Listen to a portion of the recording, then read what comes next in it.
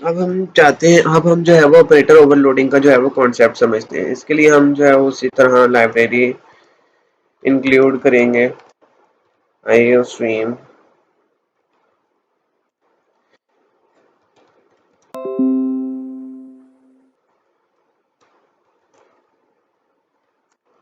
अब हम जो है वो एक क्लास बना लेते हैं, क्लास 1 के नाम से, और इसके अंदर जो है वो हम प्राइवेट दो नंबर्स जो है वो ले लेते हैं। प्राइवेट मतलब के एक्सेस स्पेसिफायर के, इंट नम 1 के नाम से और इंट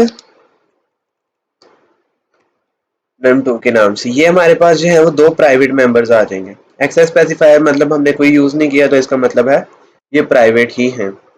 अब हम जो है वो आ जाते हैं पब्लिक में, पब्लिक सेक्शन में।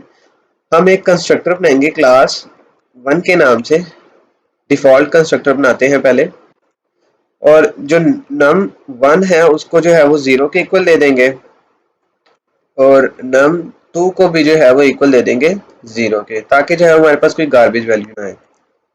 अब इसी तरह हमने एक और जो है वो कंस्ट्रक्टर बनाना है, लेकिन ये कंस्ट्रक्टर जो है वो हमारे पास पैरामीटराइज कंस्ट्रक्टर होगा।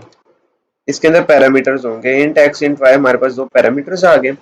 अब ये जो पैरामीटर्स हैं, इस कंस्ट्रक्टर के जरिए जो हमारे पास ये प्राइवेट मेंबर्स होंगे, इनको एक्सेस करने के लिए हम ये पैरामीटराइज कंस्ट्रक्टर का इस्तेमाल करेंगे। अब इसके लिए हम num1 is equal to x लिखेंगे और num2 is equal to Y लिख लेंगे। अब ये हम जो प्राइवेट मेंबर्स हैं num1 और num2, इस पैरामीटराइज कंस्ट्रक्टर की वजह से वो इस्तेमाल कर सकते हैं। अब हम इसी तरह मेन के फंक्शन में आते हैं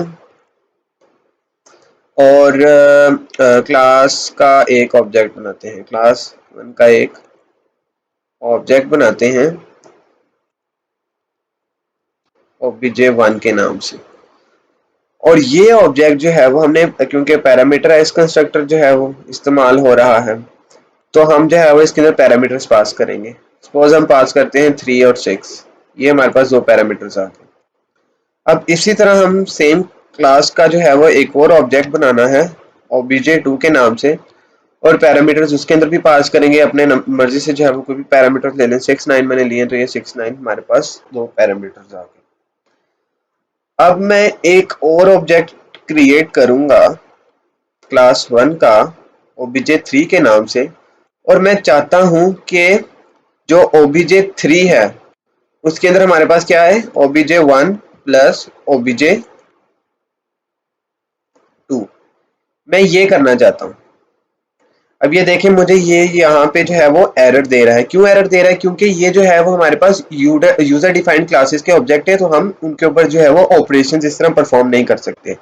अगर मैं सपोज लिखूँ ना इधर के इंट ए है और इंट बी है, सपोज मैं लिखता हूँ int A is equal to 2, int B is equal to 4, और इंट सी के अंदर मैं जो है वो ए प्लस बी करा देता हूँ। ठीक है, इस लाइन को देखें। अब मैं क्या कर रहा हूँ, ये जो है वो प्री डिफाइंड हमारे पास डाटा टाइप्स होती हैं। जो है प्री डिफाइंड डाटा टाइप, हमें पता है क्या करना है। सी हमारे पास जो है, ए हमारे पास क्या है 2 है, प्लस का ऑपरेटर इस्तेमाल होगा, 4 हमारे पास, बी हमारे पास क्या है 4। ये प्री डिफाइंड होती हैं, ये हमें पता होता है। तो इस पे जो है वो हम ऑपरेटर्स इस तरह इस्तेमाल कर सकते हैं। लेकिन जो हमारे पास जो हमने यूजर डिफाइंड क्लासेस बनाई है, उनके ऑब्जेक्ट्स पे हम इस तरह ऑपरेशंस परफॉर्म नहीं कर सकते। देखिए ना, कह रहा है कि no operator plus matches these operands. ये हमारे पास जो दो ऑपरेंड्स हैं, इनको ये ऑपरेटर जो है वो मैच नहीं कर रहा, इसके साथ इस्तेमाल ही नहीं हो सकता। तो इसके लिए जो है वो हम एक मतलब कि स्पेशल फंक्शन यूज करते हैं। ये भी एक फंक्शन है, लेकिन एक स्पेशल फंक्शन है। वो कैसे, वो मैं आपको बताता हूँ। और इसको हम जो है वो ऑपरेटर, और इस कंसेप्ट को जो है वो हम ऑपरेटर ओवरलोडिंग कहते हैं। सबसे पहले हम क्लास का नाम लिखते हैं, फिर एक कीवर्ड लिखते हैं ऑपरेटर, और जिस ऑपरेटर, सपोज आपने हमें कहा था कि मॉड का ऑपरेटर जो है वो ओवरलोड कराना, ऑब्जेक्ट 1 मॉड ऑब्जेक्ट 1 ने ये फाइंड करना है। मतलब कि जो 3 6 हमारे पास जो है वो आए, 3 मॉड 6 आए और 6 मॉड 9 आए, ये हम चाहते हैं कि हमारे पास आए। तो इसके लिए हमने ऑपरेटर का कीवर्ड इस्तेमाल किया, फिर जिस ऑपरेटर को हमने ओवरलोड कराना है वो ऑपरेटर लिखेंगे आगे, जो कि चूंकि एक फंक्शन है, तो हमने ये राउंड ब्रैकेट्स का इस्तेमाल करना है, लेकिन एक ही स्पेशल फंक्शन है क्योंकि कीवर्ड इस्तेमाल हुआ ऑपरेटर का। तो हम इसी तरह क्लास 1 नाम लिखेंगे और एक आर्गुमेंट पास कर देंगे। सपोज मैं ओ का आर्गुमेंट पास कर देता हूँ, ठीक है। अब मैं इसी तरह क्लास 1 का एक टेम्पोरेरी एक ऑब्जेक्ट बनाता हूँ। ये मैंने खुद से बनाया, मतलब कि टेम्पोरेरी। अब मैंने जो है वो वैल्यूज मतलब कि एक्सेस करनी है इनकी, तो वो किस तरह करते हैं वो मैं आपको बताता हूँ। इधर मैं लिखूंगा temp डॉट num वन। सबसे पहले मैं temp डॉट num वन को जो हमने इसके अंदर वैल्यू स्टोर करा देनी है temp डॉट num वन के अंदर। वो किस तरह, num वन जो ऑपरेटर लिखना है वो, और जो हमने जो इधर आर्गुमेंट पास किया था ना ओ डॉट num वन। अब मैं बताती हूँ ये इधर हो क्या रहा है। जो num वन है ना, वो रिप्रेजेंट कर रहा है इधर हमारे पास 3 को, और जो ओ डॉट num वन है वो हमारे पास रिप्रेजेंट कर रहा है इधर 6 को, मतलब कि 3 mod 6। और ये वैल्यू स्टोर हो रही है temp डॉट num वन में। अब मैं जो है वो इसी तरह इन वैल्यूज को भी करना है मैंने, 6 और 9 को ओवरलोड कराना है। तो मैं लिखूंगा temp dot num two is equal to num two mod o dot num two. ये हमारे पास इसके लिए आ जाएगा 6।